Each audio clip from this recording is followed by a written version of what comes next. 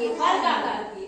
तो इस तरीके से इस सेट में हम लोग इस जोकर में बहुत चीजें पढ़ लेते हैं। आकृति जैसे गणित किट है, गणित किट हम लोग को मिली है, तो उसमें भी सेट दिए गए हैं।